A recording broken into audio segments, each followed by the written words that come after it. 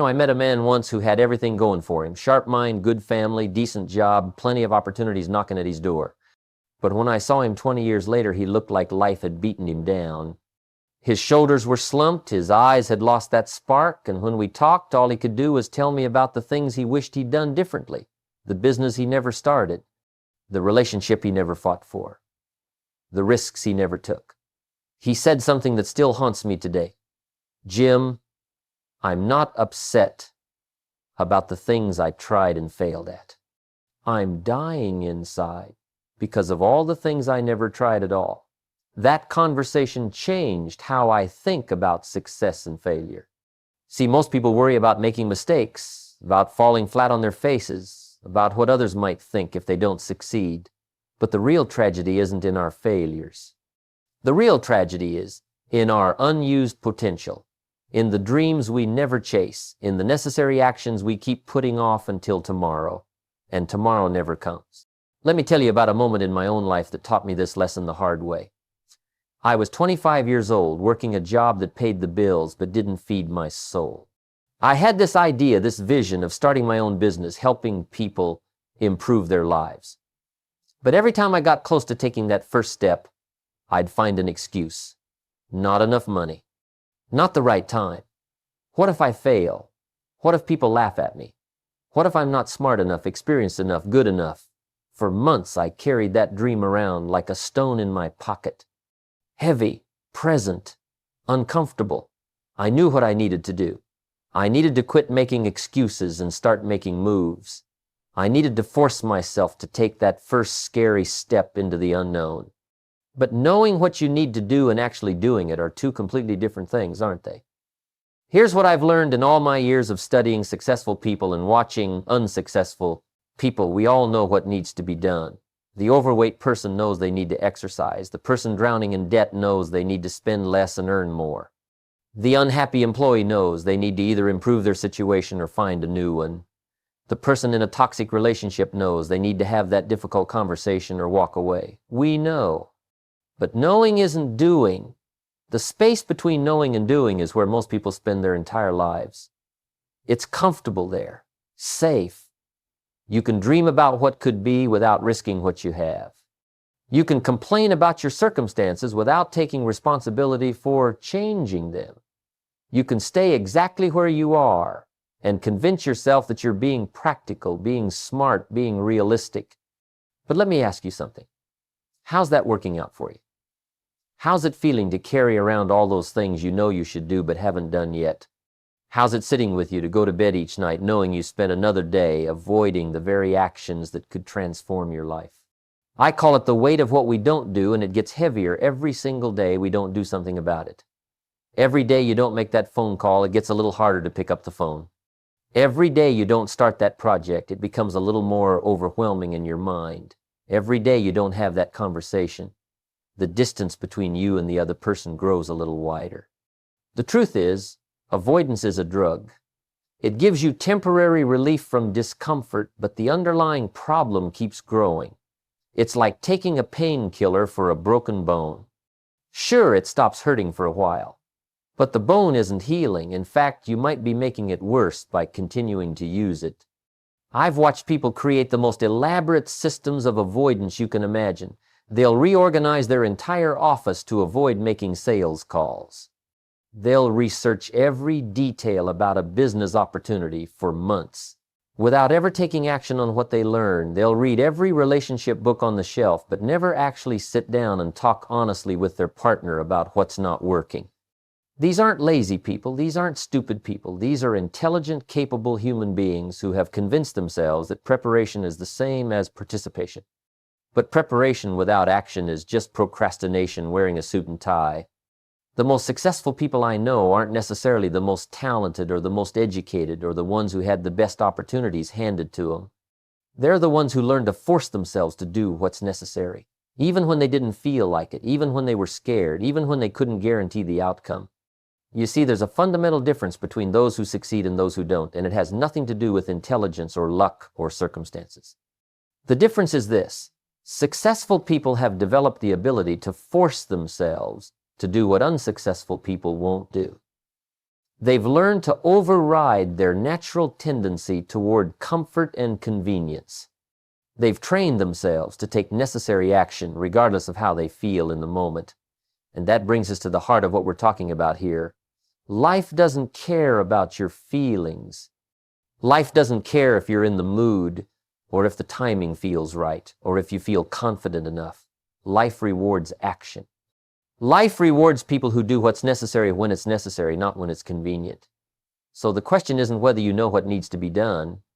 The question is whether you're willing to force yourself to do it anyway. Because everything you want is on the other side of doing the things you've been avoiding. Your better health, your financial freedom, your meaningful relationships, your sense of purpose and fulfillment, they're all waiting for you to stop waiting and start acting. The weight of what we don't do eventually becomes heavier than the difficulty of doing what we must do. The pain of discipline weighs ounces, but the pain of regret weighs tons. And regret is a terrible thing to carry into your final years, wondering what could have been if only you had forced yourself to do what was necessary when it mattered most. Now let me tell you about the day I learned what it really means to force yourself forward. I was 30 years old, and I had just made a commitment to read 30 minutes every single day. Sounds simple enough, right? But on day 3, I came home exhausted, turned on the television, and completely forgot about my reading commitment. Day 4, same thing. By day 7, I was ready to give up on the whole idea. But then something happened that changed everything. I was putting on my shoes to go to work, and I saw that book sitting on my nightstand, and I got angry, not at the book, but at myself. I realized that if I couldn't keep a simple 30-minute commitment to myself, how could I expect to keep bigger commitments to other people? How could I expect to build a business, maintain relationships, or create any kind of meaningful success if I couldn't even force myself to read for half an hour? So I did something that felt extreme at the time, but looking back, it was one of the smartest things I ever did. I made a rule: no breakfast until I read. No morning coffee until I read. No leaving the house until I read. I created what I call a forcing mechanism, a system that made it harder not to do what I committed to than it was to just do it. That's when I discovered something powerful. Successful people don't rely on motivation to do what's necessary. They create systems that force them to take action regardless of how they feel. Motivation is like the weather. It comes and goes and you can't control it. But systems, you can control. Systems work whether you feel like it or not. Here's what most people get backwards. They think motivation comes first, then action follows. They wait to feel inspired, energized, ready. But here's the truth that changed my life. Action creates motivation, not the other way around. You start moving, and then you start feeling like moving. You begin the work, and then you begin to enjoy the work. I learned this from watching a friend of mine who became incredibly successful in real estate. He told me his secret wasn't that he loved making cold calls to potential clients. In fact, he hated it. But every morning, before he could check his email, before he could read the newspaper, before he could do anything else, he had to make 10 phone calls. He said, "Jim, by call number 3, I start feeling better about it. By call number 7, I'm getting into a rhythm. By call number 10, I'm actually excited about the next 10. That's the compound effect of forcing yourself to do what's necessary. Each small action builds momentum for the next action. Each time you override your resistance, you make it a little easier to override it next time. Each moment you choose discipline over comfort, you're literally rewiring your brain to default toward action instead of avoidance. But let's get practical here. How do you actually force yourself to do what you know needs to be done? Because knowing the principle and applying the principle are two different things. First, you have to get honest about your patterns of resistance.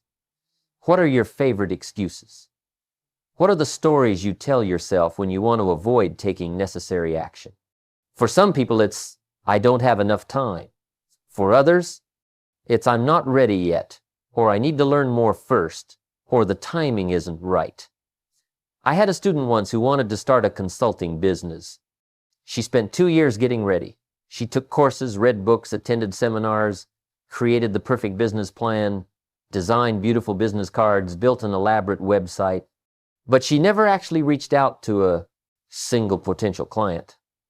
When I asked her why, she said she needed to be absolutely certain she could deliver excellent results before she started. Here's what I told her, and here's what I'm telling you. You'll never feel ready. Readiness is not a feeling you wait for. It's a decision you make. You don't get ready and then take action. You take action and then you get ready through the experience of taking action. So she set herself a forcing mechanism. She committed to having 5 conversations with potential clients every week, no matter what. Not 5 proposals, not 5 meetings, just 5 conversations. She made it impossible for herself to hide behind preparation. Within 6 weeks, she had her first client.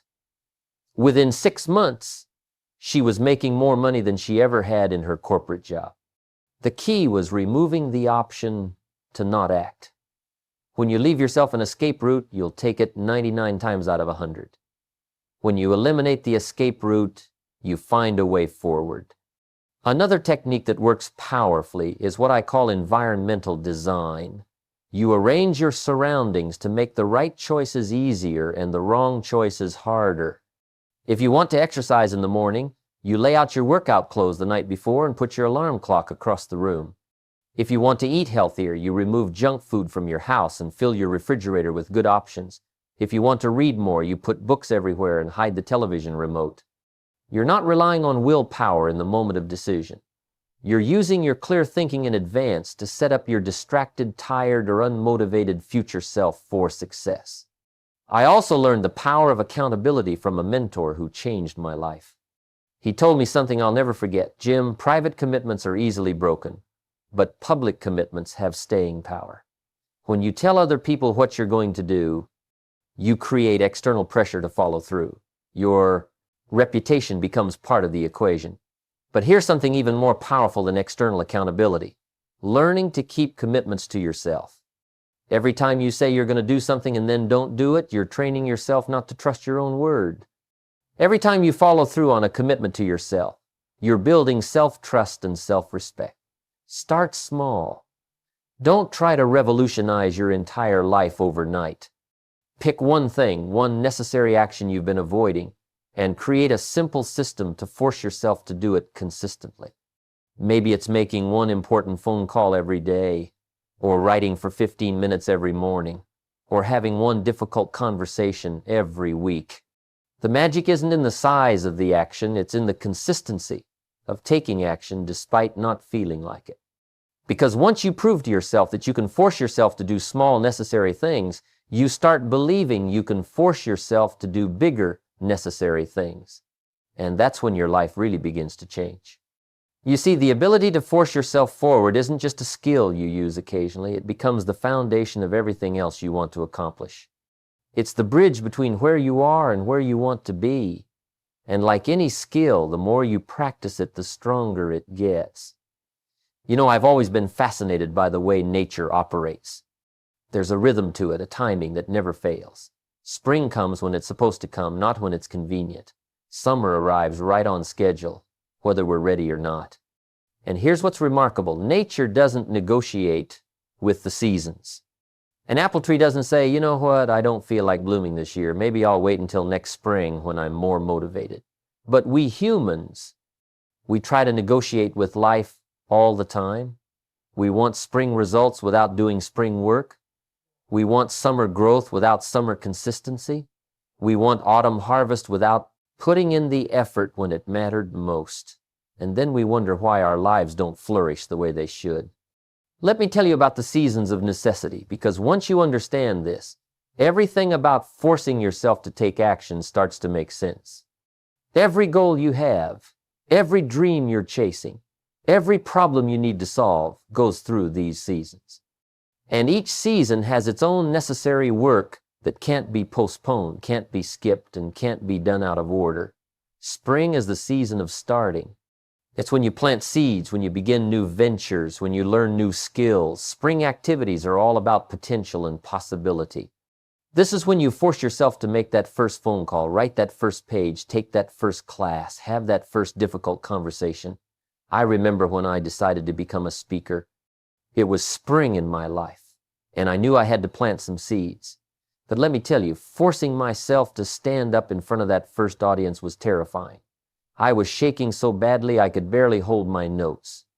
But I did it anyway, because spring waits for no one. If you don't plant in spring, you don't eat in autumn. It's that simple. The necessary work of spring requires courage more than skill. You don't need to be perfect. You just need to begin. You don't need to have it all figured out. You just need to take the first step. But here's what trips people up. They want to feel ready before they start, but readiness comes from starting, not before it. I had a friend who wanted to write a book for 15 years. Every spring, he'd talk about starting it. He'd buy notebooks, set up a writing space, make detailed outlines. But he never actually wrote the first chapter because he was waiting to feel like a real writer. Finally, I said to him, you don't become a writer by feeling like one. You become a writer by writing. That year, he forced himself to write 2 pages every single day, no matter what. 12 months later, he had his book. Then comes summer, the season of growth and consistency. Summer work is about showing up every single day, whether you feel like it or not. It's about maintaining the disciplines, nurturing what you've planted, and staying the course when the initial excitement wears off. Summer is often the hardest season because it's when most people quit. The novelty is gone, the results aren't dramatic yet, and the daily grind starts to feel, well, like a grind. This is when you force yourself to keep going, even when progress seems slow, even when nobody's watching, even when you start questioning whether it's worth it. I learned about summer necessity the hard way when I was building my first business. The spring enthusiasm had worn off, and I was in that long middle stretch where every day felt like pushing a boulder uphill. I remember one particularly discouraging week when nothing seemed to be working. I was tempted to give up, to try something easier, something with faster results. But then I remembered something my mentor told me. Jim, summer is when character is built and fortunes are made. Anyone can start something in spring when they're excited. But only the people who do summer work get to enjoy autumn harvest. So I forced myself to keep making those calls, keep improving my skills, keep serving my clients even when I couldn't see how it would all add up. I created what I called my summer discipline every single day. I would do at least one thing to move my business forward, no matter how small, no matter how I felt. That's the secret of summer work. It's not about massive action, it's about consistent action. It's about doing a little bit every day rather than trying to do everything all at once. Because in summer, it's the daily rain that makes things grow, not the occasional storm. Then comes autumn, the season of harvesting results and making tough decisions. Autumn work is about reaping what you've sown, but it's also about cutting away what isn't working. This is when you force yourself to have honest conversations about what's producing results and what's just taking up space. Autumn requires a different kind of courage than spring. In spring, you need courage to begin. In autumn, you need courage to cut losses, to make hard choices, to say goodbye to things that aren't serving you anymore. I've seen people ruin their harvest because they couldn't force themselves to make necessary autumn decisions. I knew a business owner who spent 5 years building a company that was marginally profitable but consuming all his time and energy. Every autumn, the numbers told him he should either dramatically change direction or shut it down and start something new. But he couldn't force himself to make that tough call because he'd invested so much time and effort. He kept hoping things would magically improve without any major changes. Finally, his wife sat him down and said, "Honey, you're not farming anymore. You're just maintaining a beautiful garden that doesn't feed the family." That autumn conversation forced him to close the business and start fresh. Within 2 years, his new venture was more successful than the old one ever was. Autumn work also means celebrating your wins and acknowledging how far you've come. Too many people are so focused on what's next that they never stop to appreciate what they've accomplished. You have to force yourself to harvest the satisfaction and confidence that comes from completing what you started. And then there's winter, the season of rest, reflection, and preparation. Winter work is about looking back at what worked and what didn't, planning for the next cycle and preparing yourself for the next spring. This is when you force yourself to be honest about your performance, to learn from your mistakes, and to get ready for new opportunities. Most people try to skip winter. They want to go straight from one harvest to the next planting without taking time to reflect and prepare. But winter isn't wasted time. It's investment time. It's when you sharpen your tools, study your results, and plan your next move. I spend every December doing winter work. I review the year, celebrate the victories, acknowledge the failures, and plan for what's coming next. I force myself to ask hard questions. What did I do well? What could I have done better? What opportunities did I miss? What patterns do I need to change? Here's the crucial thing about seasons. They each have their own timing, and that timing isn't negotiable. You can't do spring work in autumn and expect it to produce results. You can't skip summer work and expect an autumn harvest. You can't avoid winter reflection and expect to be prepared for spring opportunities. The people who succeed are the ones who recognize what season they're in and force themselves to do the work that season requires. They don't try to harvest in spring or plant in winter. They align their actions with the natural rhythm of growth and results. So ask yourself, what season are you in right now? What's the necessary work of this season that you've been avoiding? Because once you understand the seasons of necessity, you can stop fighting against the natural order of things and start working with it instead. Let me tell you about two men I knew who started their careers around the same time in the same industry with remarkably similar backgrounds and opportunities. Both were intelligent, both had supportive families, both had access to the same training and resources. But their lives took completely different paths, and the difference came down to one simple thing: their relationship with doing what was necessary. The first man, let's call him Robert, had a habit of forcing himself to do what needed to be done, even when it was uncomfortable. When he needed to make difficult phone calls, he made them. When he needed to have tough conversations with employees, he had them. When market conditions changed and he needed to adapt his business model, he did it quickly and decisively.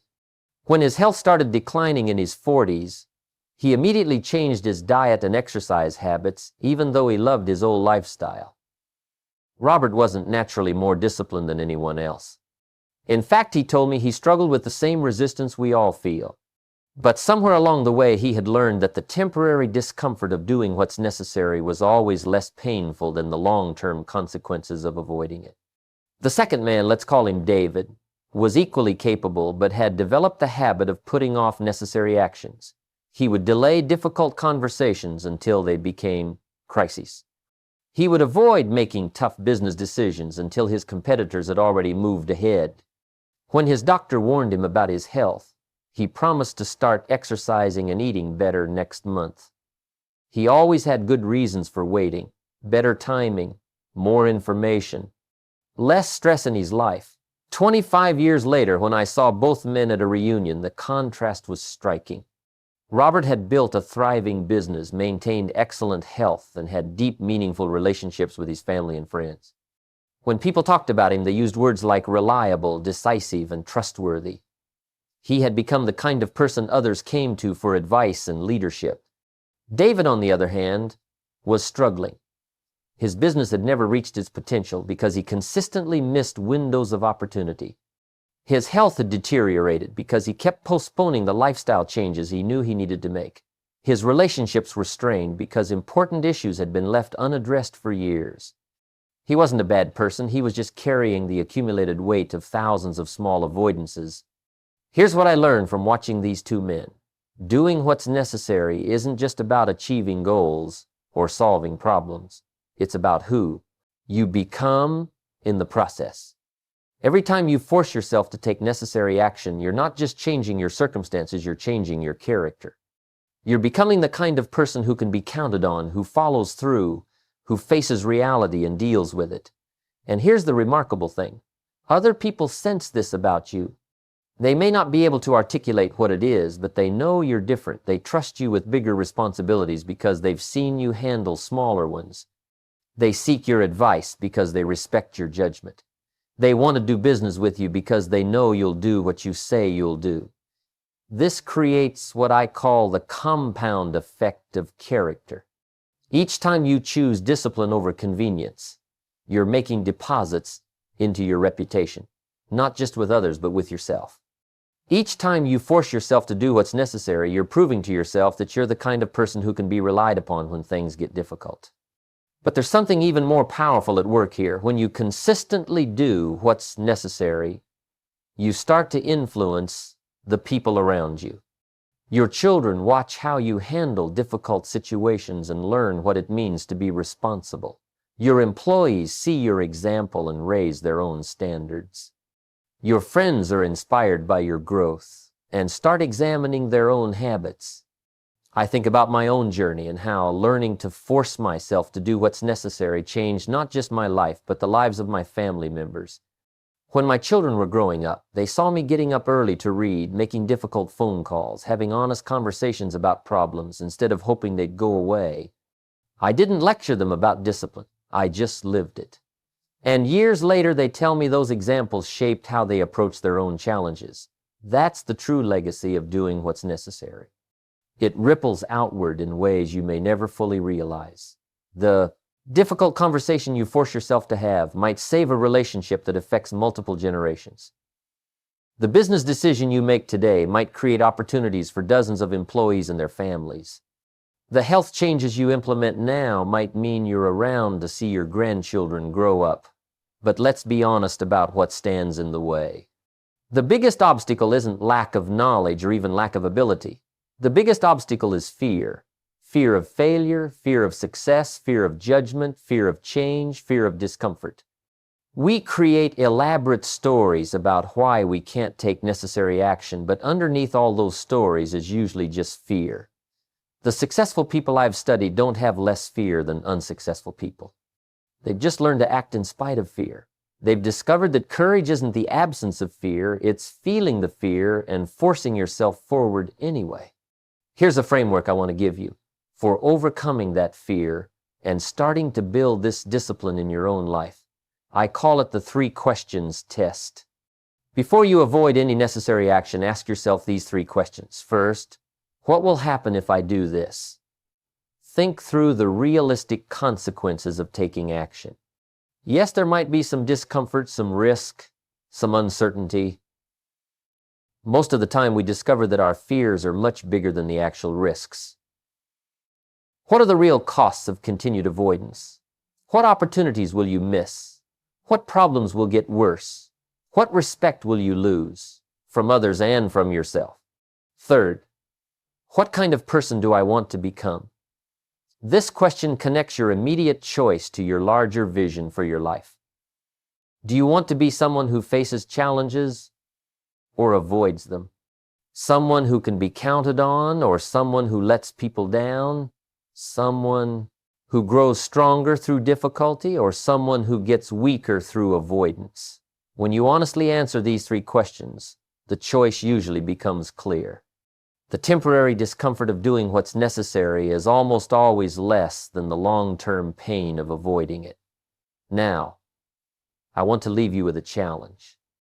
Before you go to sleep tonight, identify one thing you've been avoiding, one necessary action you know you need to take but keep putting off. It might be a conversation, a decision, a phone call, a lifestyle change, or a new beginning. Something specific that you know would improve your life if you just forced yourself to do it. Tomorrow morning, before you check your phone, before you have coffee, before you do anything else, take action on that one thing. Don't negotiate with yourself. Don't wait for motivation. Don't look for perfect conditions. Just force yourself to do it. And then notice how you feel afterward. Notice the sense of relief, the boost in confidence, the momentum it creates for the rest of your day. That feeling you'll have, that's what it feels like to be someone who does what's necessary instead of what's convenient. Because here's the truth I want you to remember. Long after you've forgotten everything else I've said today, everything you want in life is waiting on the other side of doing what you've been avoiding. Your better health, your financial freedom, your meaningful relationships, your sense of purpose and fulfillment, they're all there waiting for you to stop waiting and start acting. The time for excuses is over. The time for delays is done. The time for doing what's necessary is right now. And the person who can force you to take that first step, that person is looking back at you in the mirror. Make the choice. Take the action. Become the person you're capable of being. Because in the end, we're not judged by our intentions or our plans or our good reasons for waiting. We're judged by what we actually do when it matters most. And it matters most right now.